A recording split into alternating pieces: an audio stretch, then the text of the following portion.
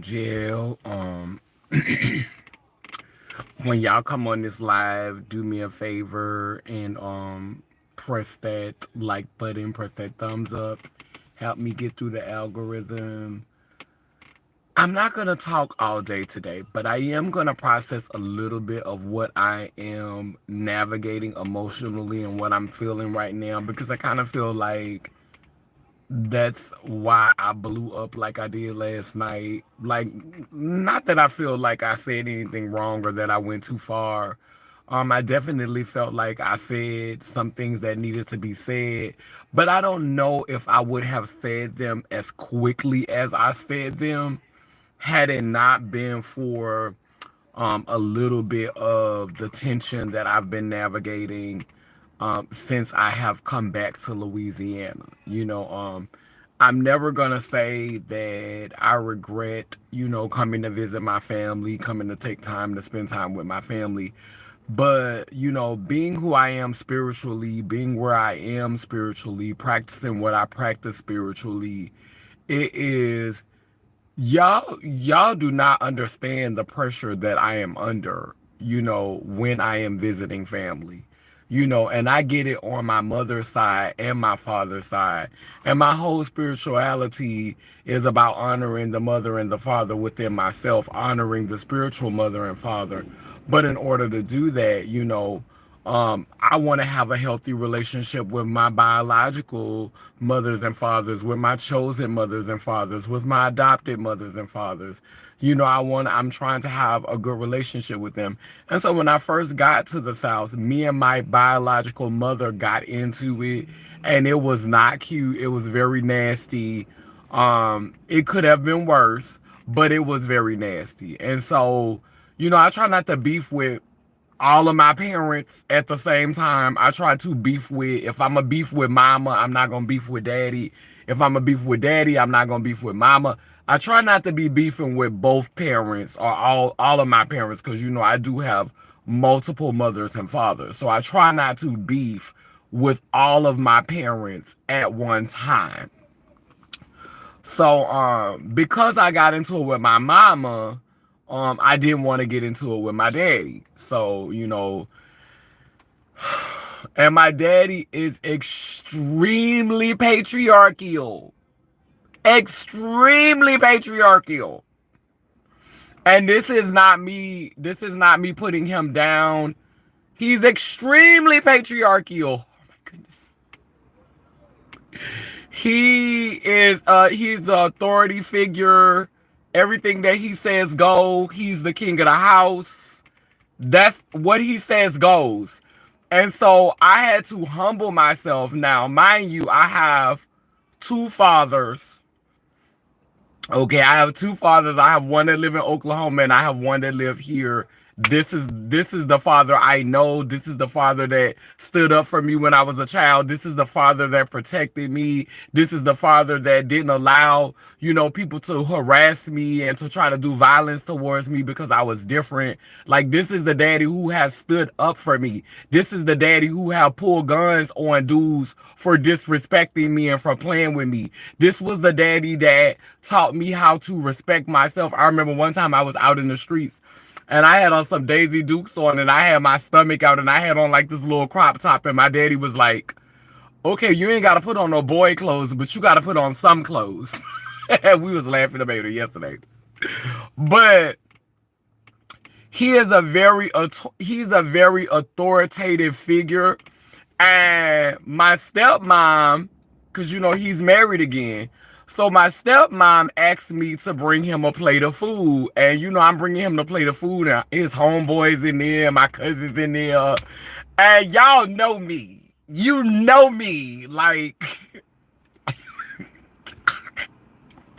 so I had to bring him the plate of food. And when I was bringing him the plate of food, one of his friends said, "That's good. You got your daughter serving you." And I was like, bitch, I was mad, bitch. I was mad, bitch. Bitch, I was wrong, bitch. I was wrong.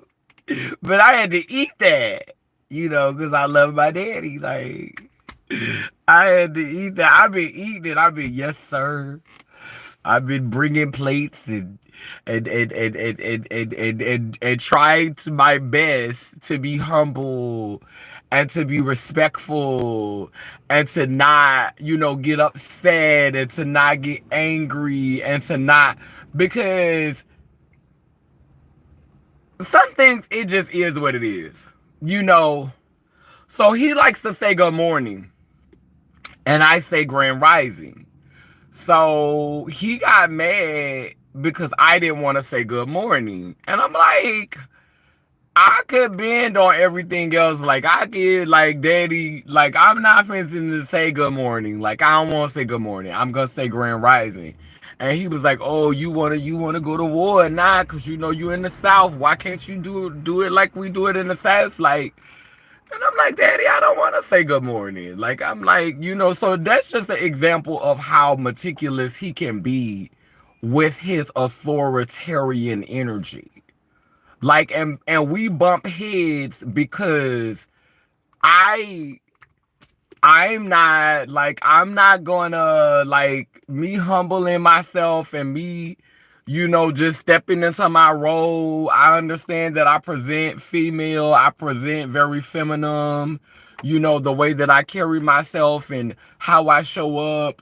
But I still see myself as whole. And you know what I want to do in 2025? I want to get better at not girling everything. Because I do girl everything. Empathy brought that up to me one time in a live. And she was like, you girl everything. You girl everything. You bitch everything. I do use a lot of female pronouns to describe everything. And I think I want to do better at that. It was a couple of he's.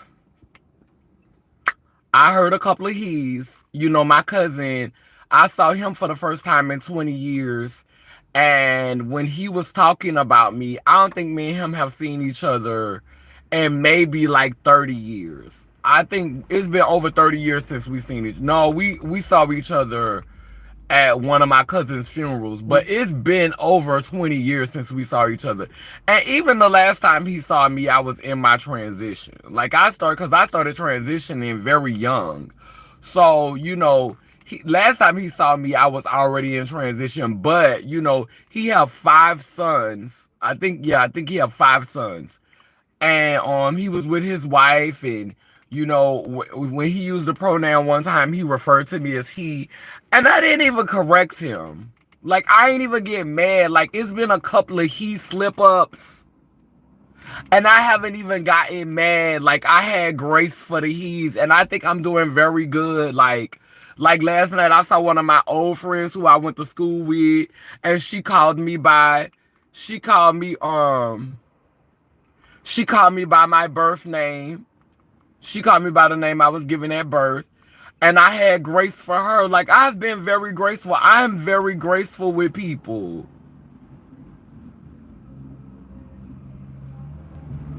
Baby, you do not see any 5 o'clock shadow in my face. I will give you. Bitch, I will give you braces. But bitch, you don't see a fucking 5 o'clock shadow. You a 5 o'clock shadow lie, bitch. Bitch, I will give you braces. But bitch, I'm not, my look is not how I look. My look isn't to appease you. My look isn't for you. It's not for you. Like, I don't, my transition isn't for, my transition is not for trolls.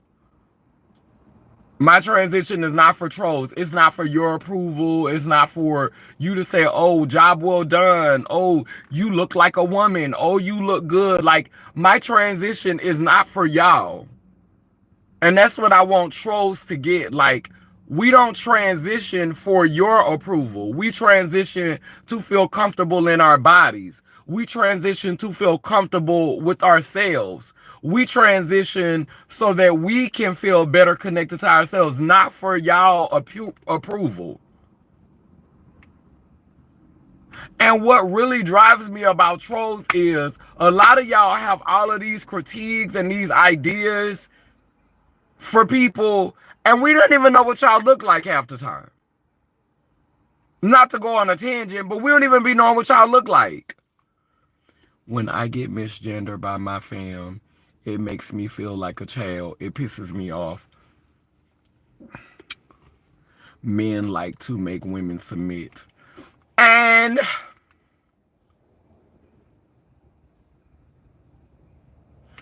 and like I'm very patient with, being called. I'm very patient, like my auntie slipped and called me he. My my my cousin slipped and called me he. My sister, she don't never miss it. Like my sister don't never call me he. Like my baby sister, like the one that's under me, she'll never call me he. And baby, I know yesterday she gagged because girl, I needed a pad, girl, because the pad I had on was done. Like the maxi pad, the personal napkin that I had on, it was done, girl. And I had to ask my sister to give me a pad, girl. And that was a moment, you don't think as a trans woman you will ever have with your biological sister. Like you asking your little sister, girl, you got a pad? Girl, like, and it was so natural, girl, because like really legit, like it was nasty damn near, girl. And I needed another pad. And so like I asked my sister and she ain't bat a lash. She ain't look at me like what you need a pad for. She didn't look at me like, girl, why you pretending like you need a pad, girl? She didn't do that. Like she didn't make me feel uncomfortable. It wasn't awkward. She just went in the room and got a pad. I pulled her to the side and I was like, you got a pad. Cause girl. And like to have that moment with her and it not be weird and it not be awkward. Like it wasn't weird, it wasn't awkward. And so like she get me, my stepmama, she get me, my aunties get me, and normally there's like this feud that goes on between me and my daddy because the beings who were born women under the roof, they more easily submit to the design of the house. And I'm not gonna say that I don't get it because I have the utmost respect for my stepmother. At first I didn't used to get it. I didn't really understand it, but now I see it as a form of strength. I see how she deals with him and how she navigates him. I see it as a form of strength. And there's a part of me that admires her for how she deals with him and how she navigates him.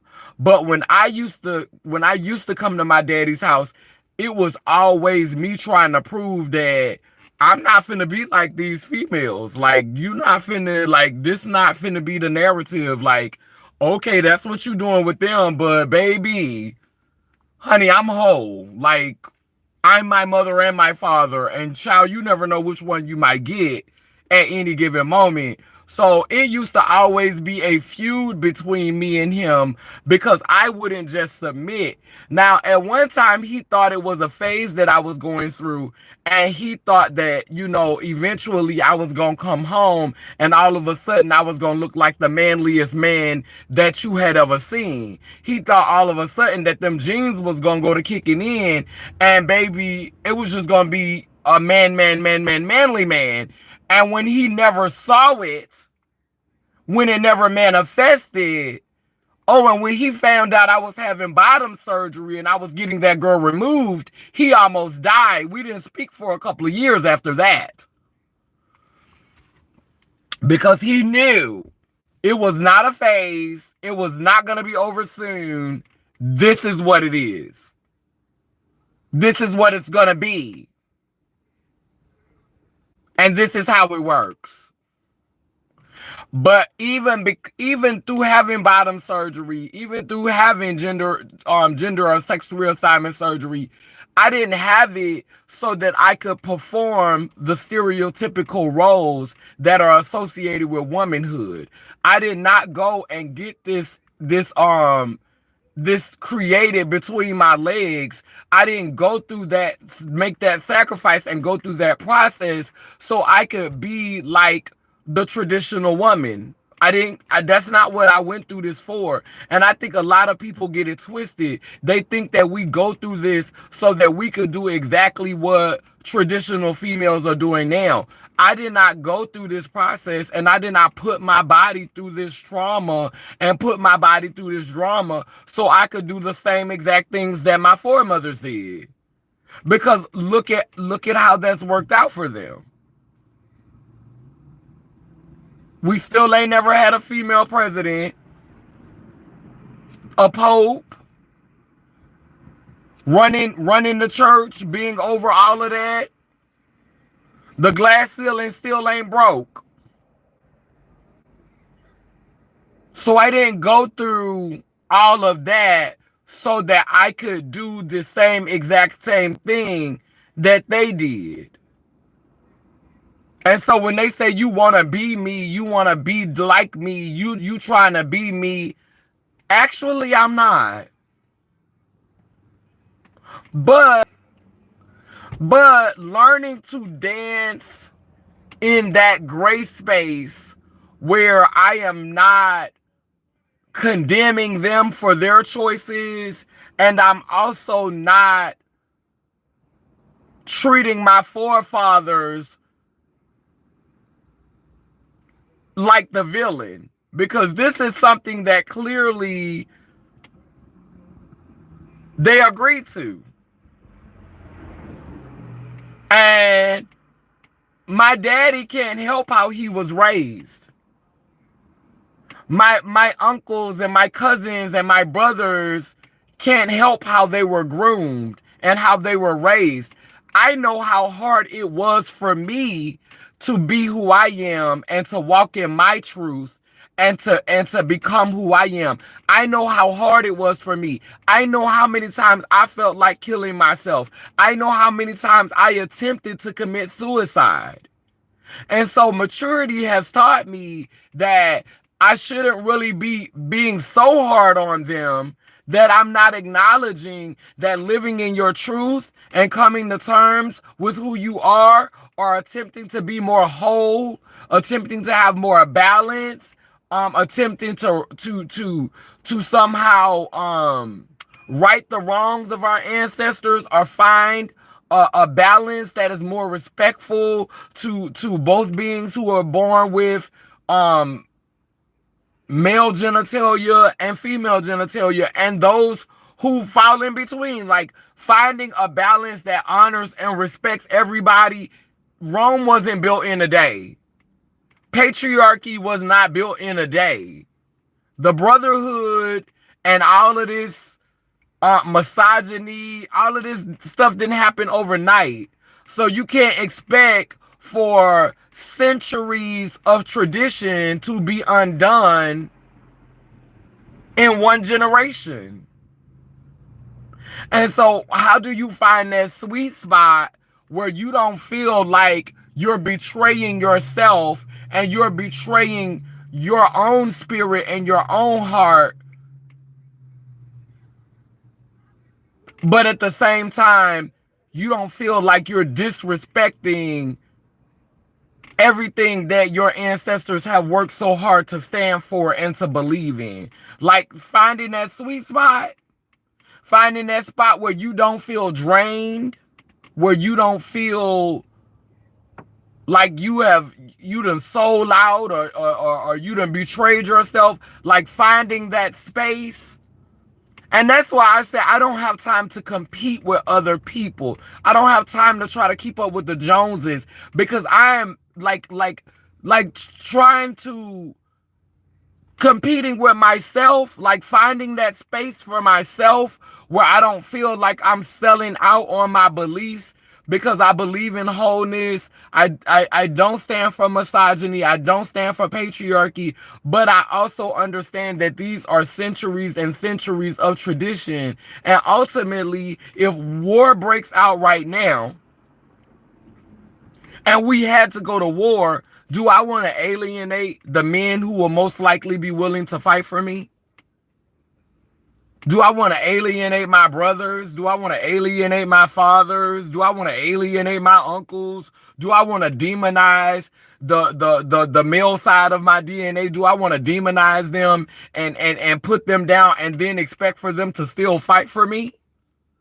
Then expect for them to still be ready to go to war for me?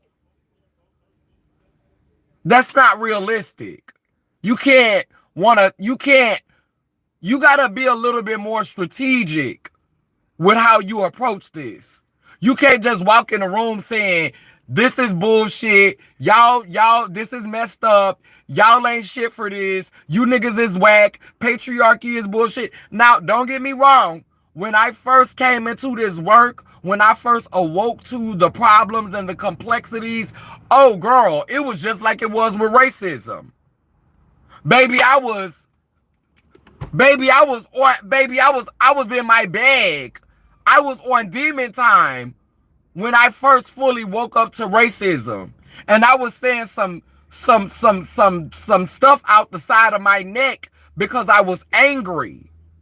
And I think that's the same way it was when I woke up to patriarchy and sexism, that I was saying a whole lot of stuff out the side of my neck without fully processing and playing the whole tape and looking at both sides of the situation. And so now I realize that you have to approach this with a more delicate nature. And I see this with a lot of my female, siblings, my siblings who were born with wombs and identify with the construct of womanhood. Like, some of them are waking up and they're like, the woman is the goddess, and the man, the man can't, the man ain't never created nothing. He ain't never created nothing. He can't create nothing. The woman is goddess. And I'm like, that rhetoric right there is toxic too. Because again, the blueprint is not walking the planet right now. The blueprint does not have to go outside of itself to create. It is whole. And so, the black woman, not the blueprint. The black man, not the blueprint. Ain't no blueprints walking. Or should I say purple print. And the purple print is the being that does not have to go outside of itself to create life. You ain't got to go lay down with the opposite sex to make a baby. You ain't got to go, to get pregnant. You ain't got to go get nothing fertilized.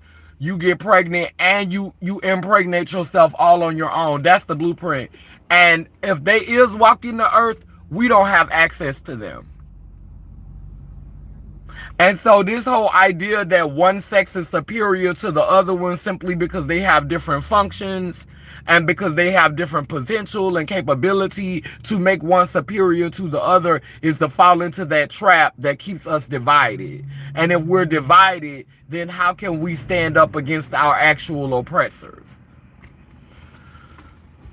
And again, it's about finding that sweet spot. And I'm not gonna lie, baby, I'm struggling with finding that sweet spot.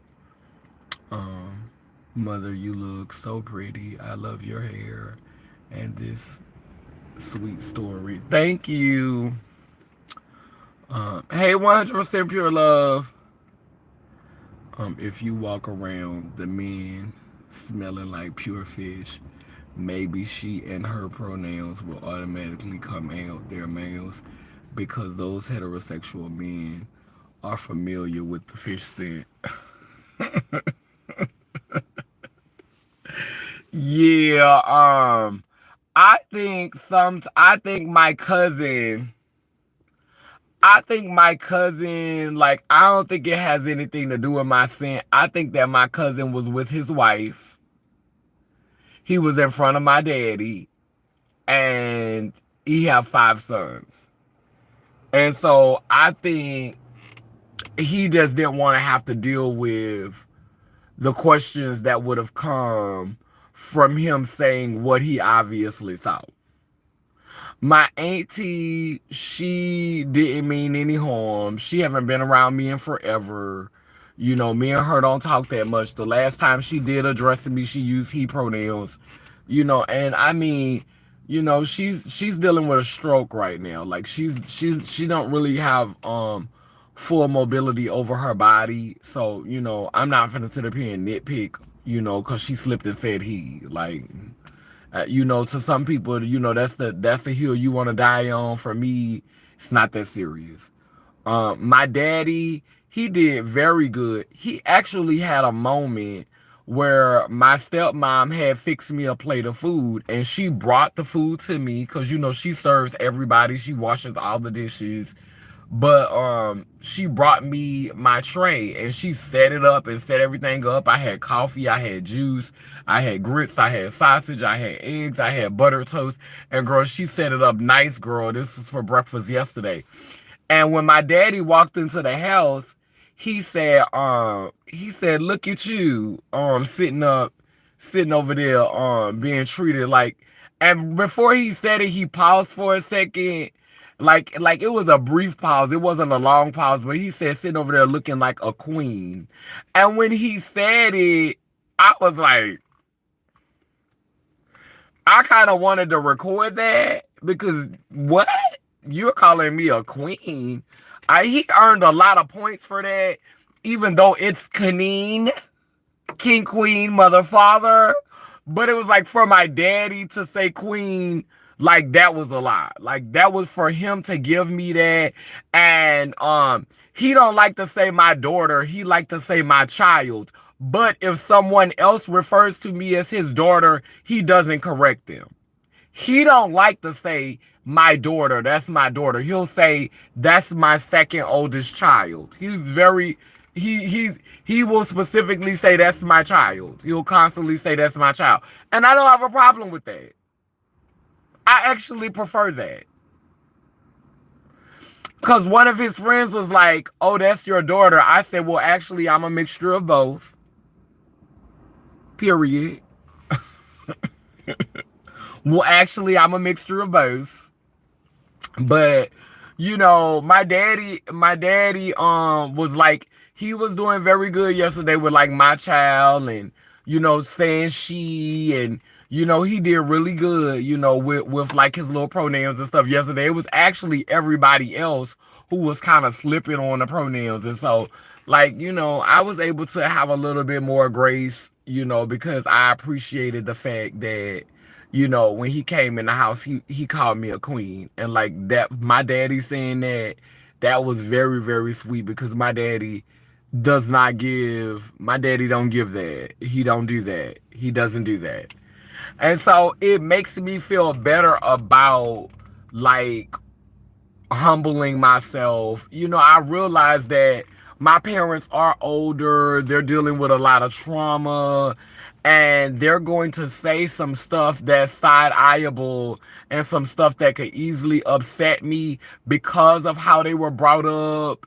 And I think, just challenging myself to have more grace, challenging myself to have more capacity, challenging myself not to be so upset and so offended by the things that are being said.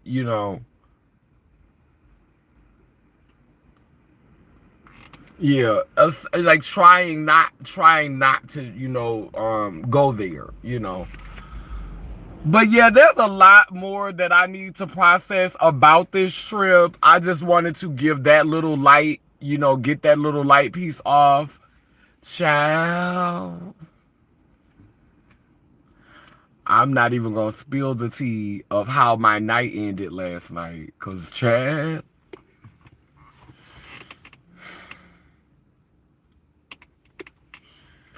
cause cause Chad, cause Chad, girl, that's all I'ma say. Girl, I was not expecting it, girl. That's not what I came here for, girl. And I'm still kind of processing it because I can't believe I let myself get put in that situation. Girl, all I'm going to say is the little biracial thing was so adorable. Was just so adorable. The little biracial thing was so adorable.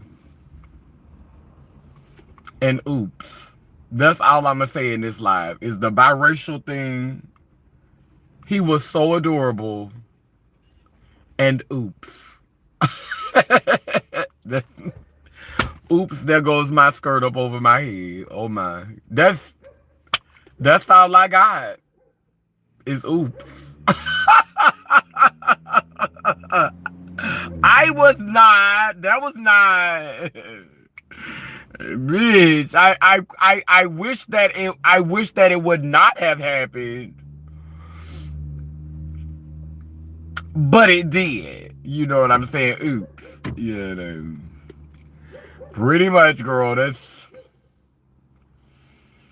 I did not come here for that. Which I did. I never come here for that. But girl, yes, somehow we were here, girl. Somehow we were here. Somehow, bitch. I don't even know how it happened, bitch. I don't even know how it happened, girl. I don't even know how it happened. That motherfucking Don Julio, that brown tequila, that tequila in that brown bottle has got to be stopped. Ma'am, I feel like I snorted cocaine last night, and I know I did not snort cocaine. I think he may have had some on him, though. But I did not do a bump. I did not. I have not played in the snow. I was not playing in the snow. I was not. I did not play in the snow. But girl, that Don Julio had me feeling like I had played in the snow. I woke up feeling like I had played in the snow.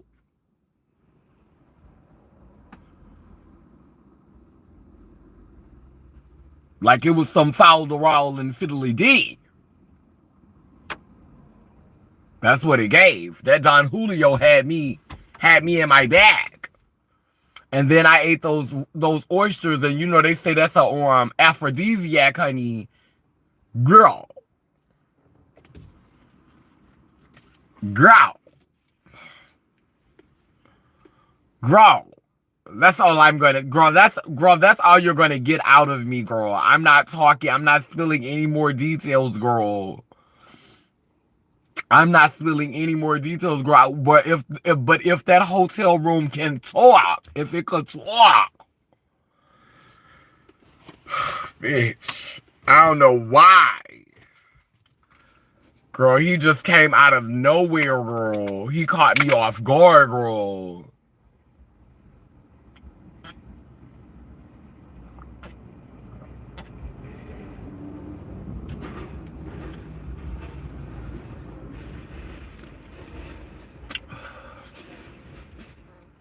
And I feel like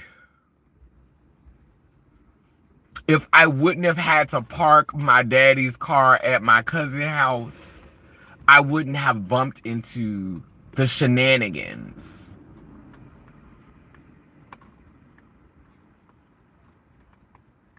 So technically, can I blame my daddy for the shenanigans? Like, can I blame him?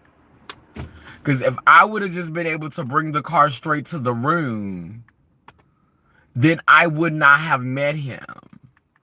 And so technically, I could blame my daddy for the shenanigans. For the shenanigans that ensued after I left the club. Full of Don Julio. The shenanigans. Because it was pure shenanigans. It was pure shenanigans. And I'm not going to go into detail. Girl, somebody's telling me, you know, people telling me, y'all should click that like button. You know, the extra people that's on here, make sure y'all click that like button so I can get through the algorithm. But people telling me I should start an OnlyFans. And if I started an OnlyFans, I don't know if I would let men, you know, like, do it to me on camera. I don't even know if I would, like, make it sexual content. More so maybe, you know, let people see how I dilate. That will probably be the extreme. Maybe some exotic dancing, you know, because I'm thinking about getting a pole. So maybe some exotic dancing and maybe some, you know, like some like exploration of being a black indigenous sex change, like having more exploration of that, more intimate exploration of that. So I've been rolling around the idea of having an OnlyFans, but not, just to get on there and get plowed out in front of y'all. Just to be on there sucking different dicks and getting dug out. I've always wanted to do like have that as a part of my legacy, like some type of sensual intimacy, like showing a more overt sensual side of my being, like putting that out there as an artist and really really like exploring that, on the internet, what that looks like. Like I've really thought deeply about doing that. And I think the reason why I'm kind of like, because I had started a OnlyFans one time, and I think the page is still out there, but I never really uploaded any content. Like I never really put out any content. But I've been mulling that over because I'm not getting any younger. Although I am aging lovely, thank you, God Goddess. Um, I have thought about, putting out some content that, is grown and sexy and is not bound, like, because there's only so much you could do on certain platforms, but like having the freedom to go as far as I want, as far as I'm comfortable with, and to really really really kind of like create that space and shape that space and do what I want to do with the space without feeling like bound or prohibited, or feeling like certain things I can't do, like just to have a space that ultimately lets me, really, really explore those intimate and romantic and sexual or sensual parts of myself. Anyway, I'm thinking about it. I don't know if I'm gonna do it or not. It's just a thought. Just a thought. It could be, spewing over from the shenanigans that happened, last night. It could be that. But anyway, child, I'm a little sleepy because, child, I just ate a big old plate of food and got the itis, girl. I had some red beans and rice, 2 pieces of baked chicken, um, some cornbread, and a slice of sweet potato pie. And bitch, I ain't gonna lie, bitch, I'm ready to lay down. I'm not going to, but I feel like I'm ready to lay down. Anyway, let me get off this live. I love y'all. Have a beautiful day. Down but down that I say cool, it keeps spinning and turning in Gani Iyanko Kalukalo, which means I am a child of God Goddess. If I am, you know you are. Bound and round, both circle and square. We too speak life, so operations beware. Sending healing to those in despair. El Babosawa, which means we come in peace. No harm to any. Leilem Leiler. Have a beautiful day. Love y'all. Later. Mwah.